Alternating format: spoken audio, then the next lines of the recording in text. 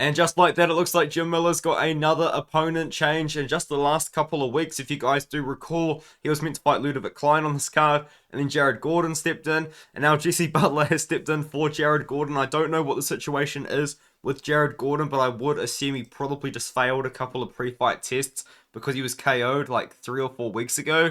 But with that being said, let's look at this matchup. I'm a little bit late to break the news as such, but here I am, breaking the news, but I'm going to give my prediction as well. I am picking Jim Miller to win this fight. I actually think there's probably a pretty good chance we might see Jim Miller find a KO on the feet here. Jesse Butler, he is pretty hittable. He has gotten a lot better at striking as his career has gone on. And on top of that as well, he hasn't just got a pro career. He's got a very respectable amateur career, which did span quite a few years and did span a lot of fights. So I feel like for Jesse Butler right now in his career, the opportunity to fight in the UFC probably has come at the perfect time. He had a really long amateur career. He had a bit of up and downs throughout his professional career, but he did fight and lose to a couple of good guys like Levi Moles. Really sticks out as one of the best regional guys. I believe he's actually retired since, but Levi Moles will always be a tough fight.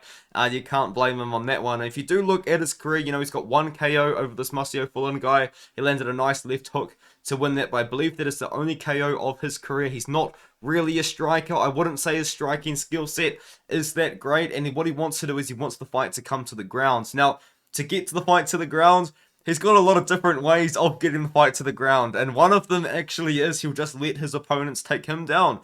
Jesse Butler, he's got pretty bad takedown defense. That's probably on purpose, though. He just kind of lets people take him down, but if he does get taken down, he does have very good scrambles to kind of get out of the position.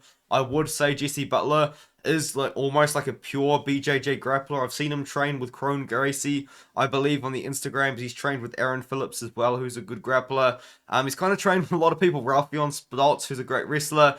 But when it comes to Jesse Butler, he's a former featherweight. Well, he is a featherweight right now. He has fought at lightweight in the past, but stepping in on short notice, I mean, who else are they going to find to take the fight on 2 days' notice that's going to be able to make 155 aside from a featherweight? Now, in this matchup, I think Jim Miller probably has the bases covered. I really do. Jim Miller, he's a pretty good striker. All of a sudden, last year he found a KO power, which was just absolutely insane. Like, he KO'd Eric Gonzalez, and then he KO'd Nicholas Motta, had a very good, nice 2-fight KO streak, and then he, dropped Cerrone and submitted him to guillotine, which was very, very impressive there.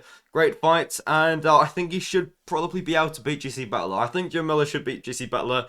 He fought Alexander Hernandez recently. Very close competitive fight, to be honest. And I'm probably sure some people might actually even argue the fight for Miller. It was a close fight, but I think Jesse Butler coming in, this is a great opportunity for him to fight an absolute legend. Jesse Butler probably was looking up to Jim Miller when he first started his career, and here he is, fighting Jim Miller on short notice. Great opportunity for him.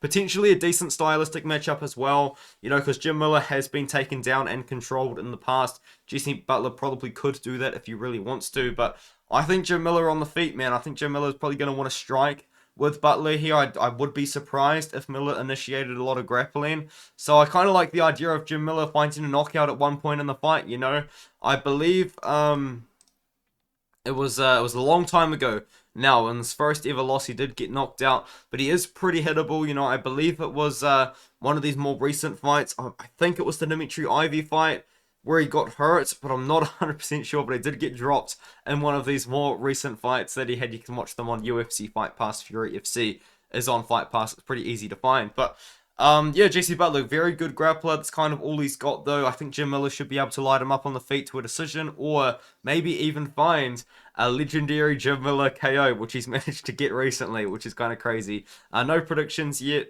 But yeah, I do believe that Miller should be able to win this one here against a smaller opponent, former featherweight, well, is a featherweight. And Miller, yeah, we're just waiting for Miller to fight at UFC 300, eh? Hopefully sometime next year, UFC 300 happens. Jim Miller on that card. I'm looking forward to seeing it.